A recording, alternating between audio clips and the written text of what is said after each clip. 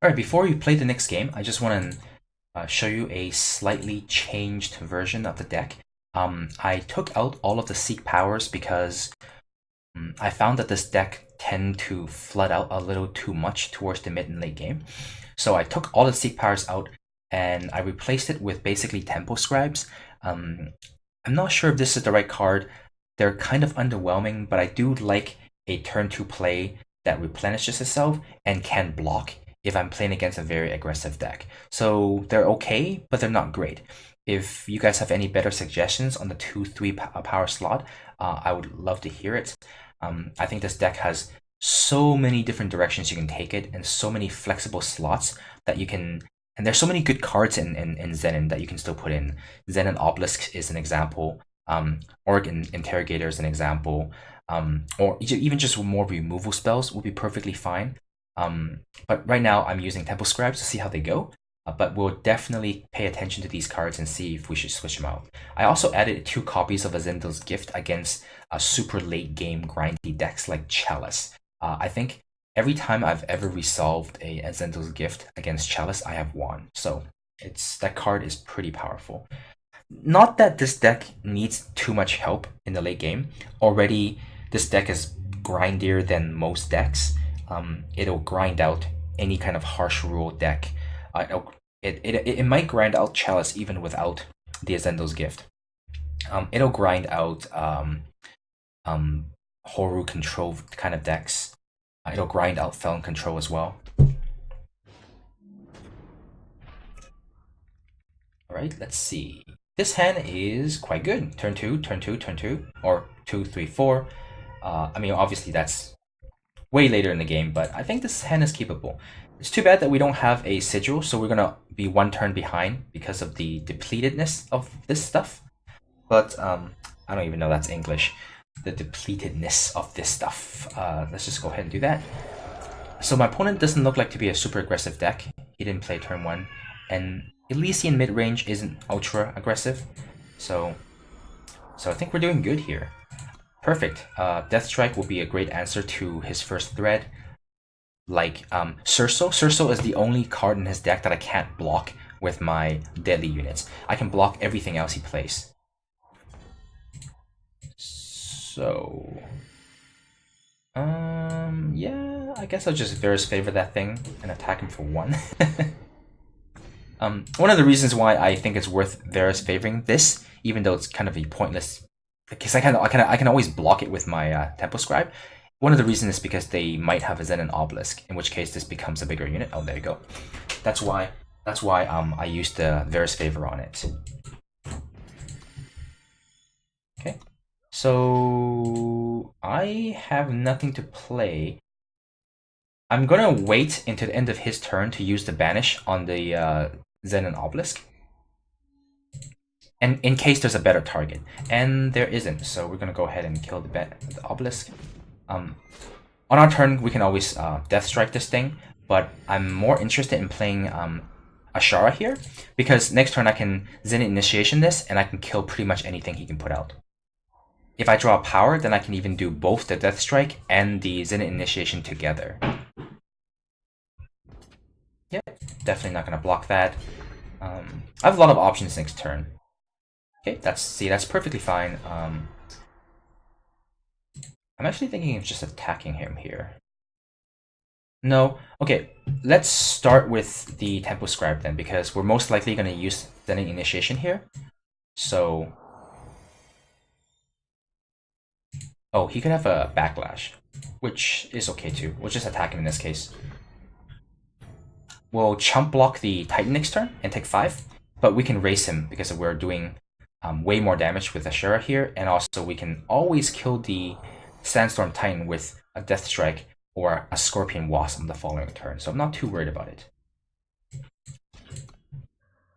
Backlash is a card that I really like out of Elysian list. I think if you're playing Elysian, you should definitely play Backlash. Yeah, I can play both the Wasp and the Wasp. So we'll just smash him for 6 here. He'll chump block, most likely. Yep, that's more than fine. Yep, play the Wasp. So one of these Wasp will block the Titan. One of these Wasp will block... Well, no. This Wasp definitely will block the Reinhardt, and this Wasp will block the Titan, so... Oh, he's not attacking me. Well, I'm still going to be efficient with my mana and use this, and just not ambush him. Here, I think I'm super happy attacking with all three of these. Wait. The problem then is if he attacks back for a lot of damage. No, it won't be for a lot of damage, because I can chump block the Titan with my 1/1 here, and I plan to Deathstrike one of these units anyway.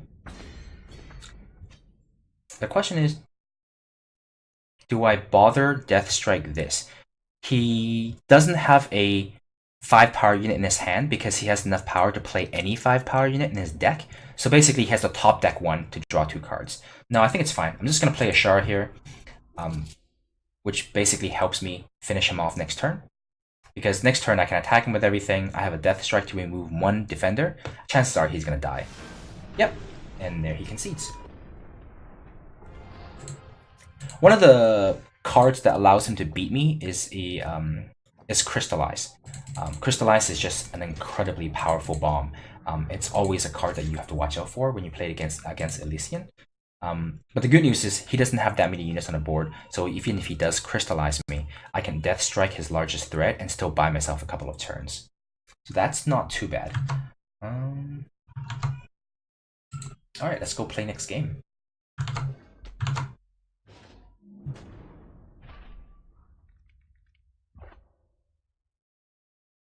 This hand is pretty good, other than the fact that I can't play the Temple Scribe, I can play Favor, and I can play the Wasp. And I do have 3 power, so I'm on track to play Deathstrike and Ashara, so I think this is okay. Wow, I haven't played against very many aggressive decks lately. Most of the decks that I'm playing against are mid-range, and this deck is very good against mid-range. I think this deck might be a little weak or weaker against super aggressive decks that go wide, like Stone Scar or Skycrag. So I don't know how those matchups will play out.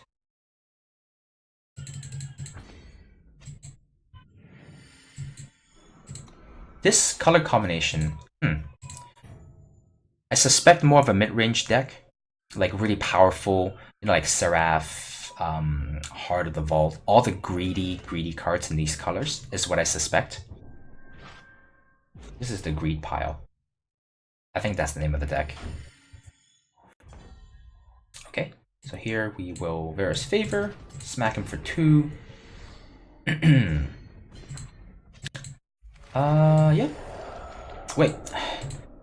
I guess I'm just making an assumption that this is a Greed Pile deck.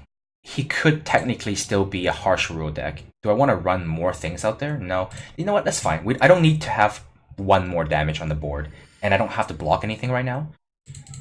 So I think I'm okay with just not playing it. Cat Burglar. I have so many options. I can play the Wasp, Zenith Initiation it, and then I can kill the Seraph. Or I can straight up just Deathstrike it, or I can play the Cat Burglar, because this 3/4 doesn't bother me at all.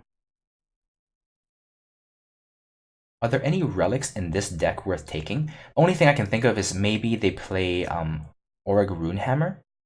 Nah, let's just do it this way. I like giving these units killer, because later on when I have a Vara, I can always bring it back and kill another unit.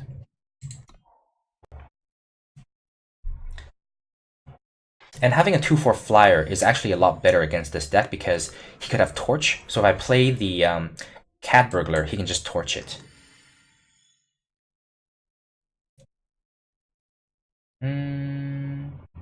Yeah, I don't really care about killing the Seraph right now, so let's just attack him for 2 in the air.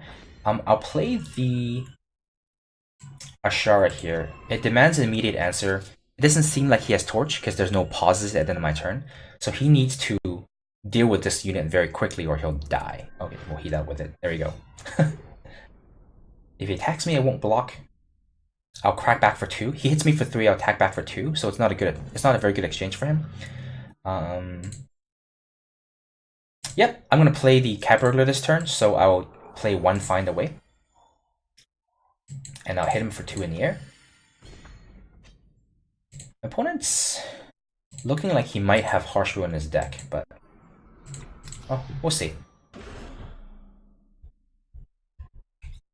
I am playing a little bit into a Harsh Rule, but I think this puts a lot of power in the deck, and having extra 3 power for next turn when I kill this with a Deathstrike, I can do a lot more damage. I can do 7, and that's a very quick clock. So he's most likely gone for some kind of weapon, I'm guessing. Auric Hammer makes a lot of sense. Otherwise, Valkyrie Enforcer kind of makes sense, I guess.